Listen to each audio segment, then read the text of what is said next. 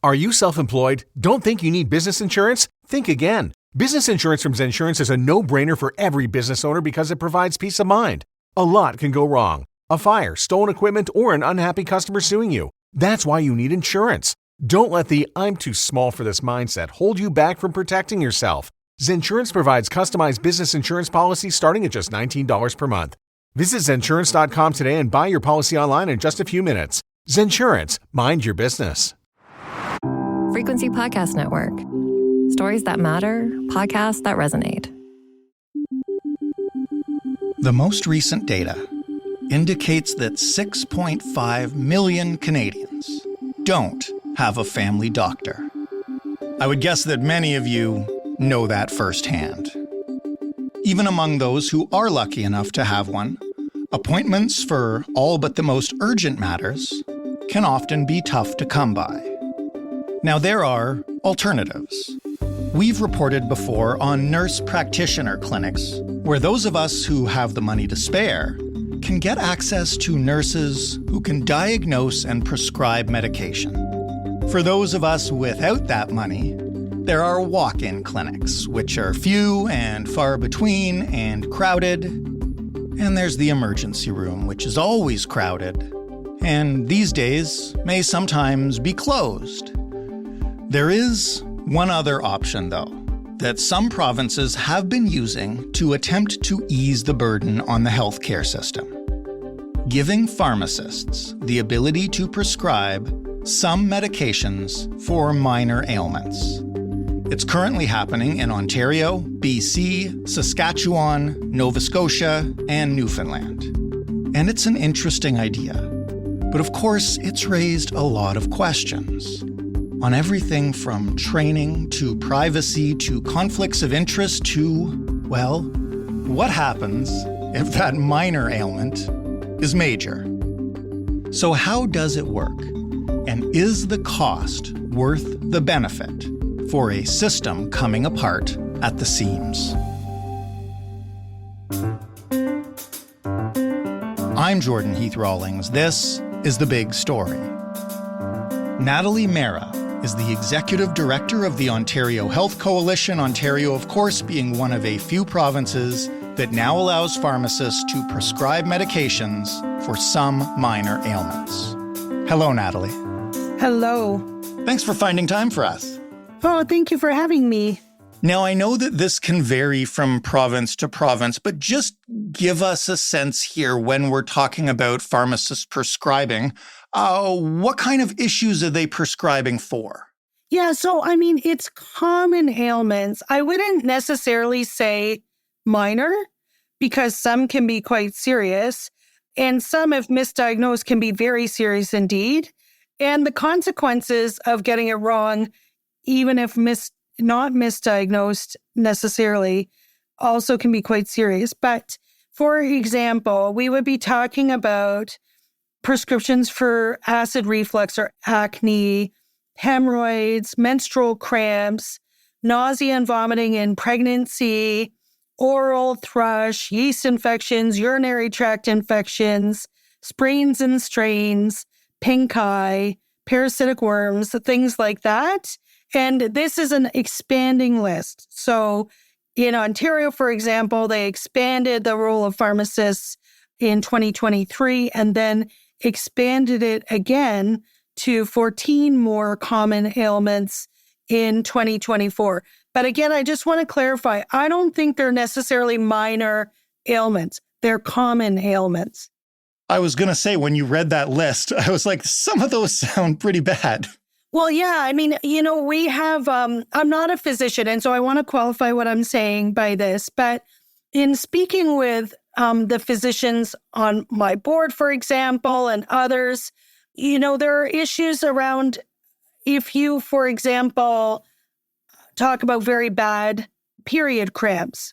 They can be a range of different things of varying seriousness and severity. I can speak to this because of personal experience, with a tumor that, presented as, terrible period cramps. So, those things are definitely can be quite severe. Urinary tract infections can kill people, especially the elderly. And we hear this all the time when they're missed in long-term care homes and people die from them.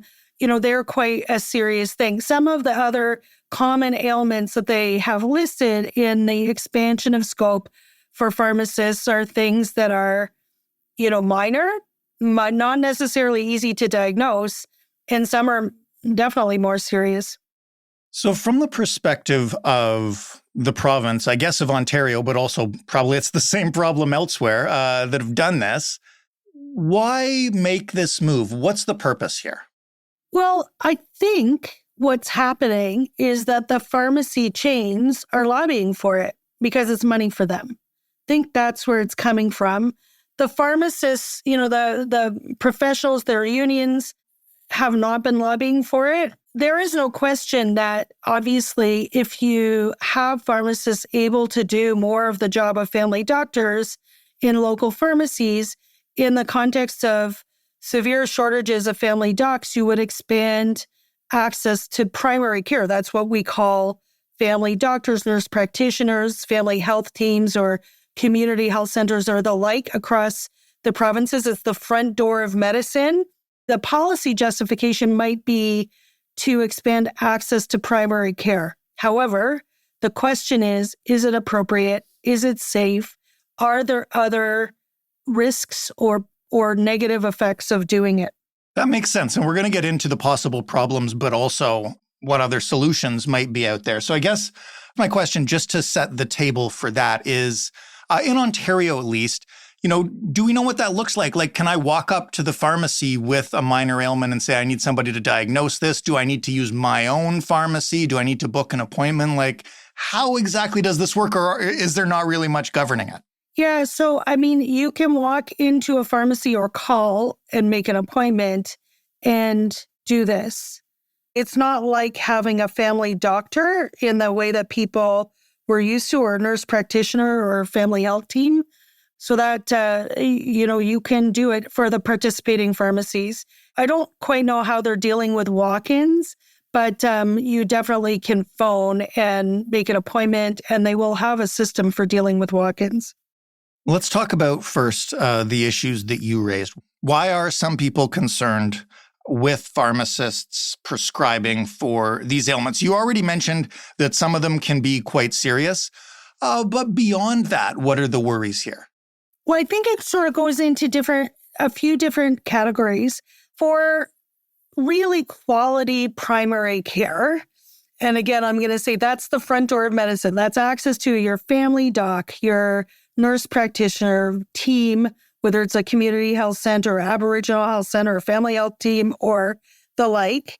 Continuity of care is absolutely vital. Knowing a patient's history is, crucial to good care.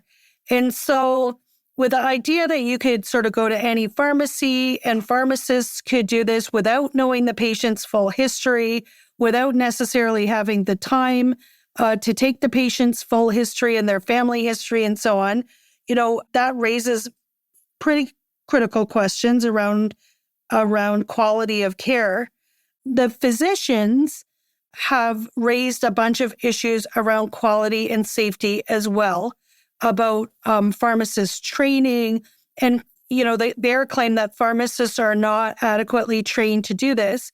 And while the provinces that have done this talk about it as pharmacists being able to prescribe medications for common ailments and things like that, what it actually entails is a pharmacist being able to diagnose a patient for that condition.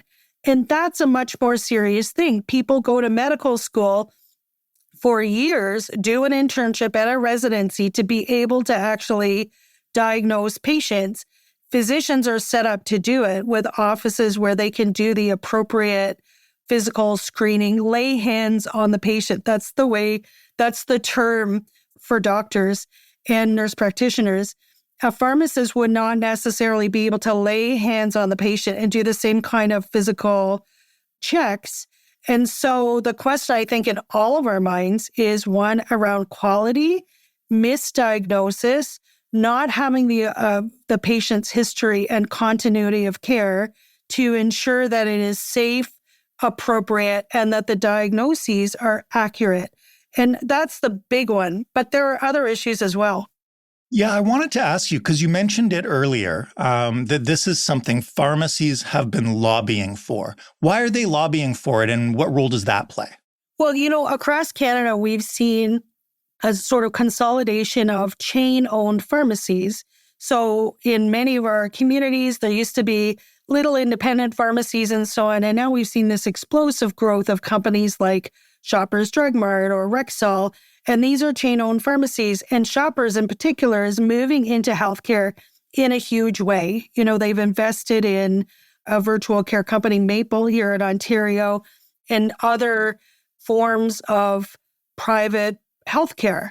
And this would be in keeping with that expansion into more and more of the realm of healthcare. And obviously, they'll do it if they can make money from it. This is a for-profit company. These are for-profit chains that we're talking about. And so that's the attraction. I was going to say, and this is not to cast aspersions on any particular pharmacist or pharmacy, but there is something to wonder about when, you would be prescribed something by a company that would then sell it to you, like right there on the spot, right? Because presumably they're going to fill that prescription. Exactly. So that is not allowed for family docs. You can't diagnose a patient, give a prescription, and then sell them that drug or treatment for the illness for which you've just diagnosed them. That's not allowed. In this case, they would absolutely be doing that. It's a conflict of interest. I mean, this has been longstanding. We don't allow that at all for docs, but they're going to allow it for the pharmacies. Be honest. When was the last time you thought about your current business insurance policy? If your existing business insurance policy is renewing on autopilot each year without checking out Zensurance, you're probably spending more than you need. That's why you need to switch to low-cost coverage from Zensurance before your policy renews this year. Zensurance does all the heavy lifting to find a policy, covering only what you need, and policies start at only $19 per month. So if your policy is renewing soon, go to Zensurance.com and buy your policy online in just a few minutes. Zensurance, mind your business. I want to ask you about the positives now, because as I mentioned off the intro to this podcast, there are 6.5 million Canadians without a family doctor. For-profit medicine is kind of creeping in with those nurse practitioner clinics. And then beyond that, there's like walk-in clinics and ERs. So doesn't this theoretically at least ease some of that burden? Isn't something better than nothing for a lot of people who right now have nothing? For sure. Obviously, if there's no access to primary care in your community, this would provide some access. The issue that I have with that is that, we absolutely support pharmacists, of course, and they have an incredible level of expertise around drugs and pharmacy, and so ideally what you'd have is an expanded team-based approach to primary care across Canada. And this has happened to some extent, but nowhere near the extent that it needs to be. And that team would be family docs and nurse practitioners or physician assistants, physiotherapists, occupational therapists, speech-language pathologists, social workers, pharmacists, etc., in a team. And the team would decide what was the most appropriate approach for a certain patient. And they would be public and nonprofit, actually democratic, responsive to the community, and community controlled and not controlled by a for-profit multinational corporation. That's the model that we have supported. That does absolutely expand access to primary care because it takes the burden off of physicians and gives them a team to work with and provides better, more kind of holistic care for patients. So this is more like the corporate kind of for-profit alternative to the more kind of progressive, nonprofit, community-controlled, team-based approach that those of us who support sort of the public interest in healthcare have been calling for decades. What you just described, that team-based approach, sounds utopian. I think everybody who doesn't have access to a doctor right now would love that, but it's not just like a family doctor shortage. We have a nurse shortage. We have a ton of healthcare shortages. So I'm not meaning to be critical of that idea, but like, how is it possible given the current reality of the state of our healthcare system? Well, you know what? We have shortages of nurses in certain areas of healthcare because they've left, but we do have nurses around. And for example, in Ontario and in other provinces, we have nurse practitioners opening up for-profit clinics because they have no way to bill or charge the public health system. They exist, they're out there, they want to provide care, but they have no mechanism through which to do it. They're not allowed to bill, RAMQ in Quebec or OHIP in Ontario or MSP in British Columbia, for example, the public health system. And so right now, we've seen a trend of them opening private clinics. So they do exist. It takes a lot less time to train health professionals than it does docs. And I'm not saying that we shouldn't train more doctors. For sure we should. But one method to deal with the staffing crisis is to expand teams and bring in teams. And we've done it historically. For example, the Community Health Center in Sault Ste. Marie did that. And in Northern Ontario, we've had a bunch of community health centers like that have provided access to care in areas where traditionally it's hard to get staff. It's a vicious cycle.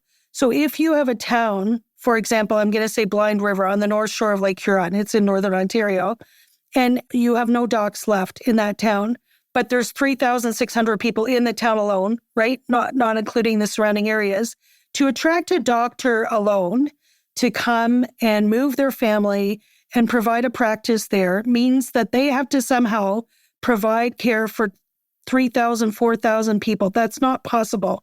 So they don't go. And so the shortage begets more shortages.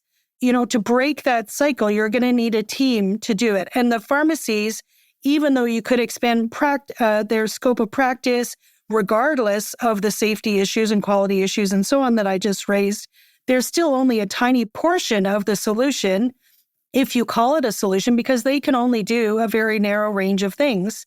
So it doesn't actually solve the problem.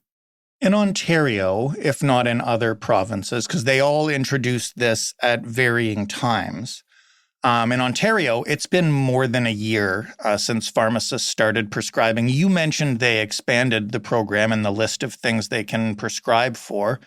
Do we know if it's working? What early returns do we have, if any? Yeah, and for the other provinces, they have also done it. And so, no, we don't have good data on this.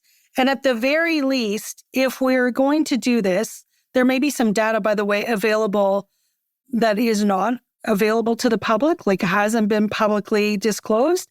But the thing is, this is one of the other problems. The patient records from this are then held by the pharmacies, by the pharmacy chains. There are two issues with that. Do they get integrated with the rest of the health system? Do they ever make it back to your family doc? I was going to ask you about this because this is an issue that we've talked about on this show before, which is that our medical system is way behind just in terms of like sharing digital records and making sure different things are accessible. But I do know that, for instance, if I show up at an ER, right, and I have something I need to go to the emergency room for, that record does get sent to my doctor. But you're saying we don't know if that's happening here or not? Well, it's not happening unless there is some system in some province that would do that. But otherwise, no, it's not happening. And the other issue with that is, do you want for-profit companies having access to patient records across the board in your province? And, because these companies have an interest in monetizing them. So, for example, it can be, well, we know that there's a cluster of people with this kind of illness in this area, and therefore we can have Facebook ads targeting that geographic area with particular, health medications or health treatments or medical devices and so on, that kind of monetization. So they can't say, supposedly, they're not able to say, you have this disease and we're selling that to a company, but they can monetize that kind of patient information. And that's a problem And so who controls the records? Are the records integrated at all? And then there's a problem integrating them when you privatize parts of healthcare. And for-profit companies don't have an interest in sharing your patient records and things unless there's a financial interest there. And so you have to sort of think about the consequences of that. And there are others, of course, right, around just making profit off of this. In the long run, is it going to be less expensive? We don't know. On the quality issues, they have an absolute no interest whatsoever in sharing information about accidents, misdiagnoses, etc. The last thing that I want to ask you, because we've spoken about Ontario, and I know some other provinces have since expanded the list of things that pharmacists can treat.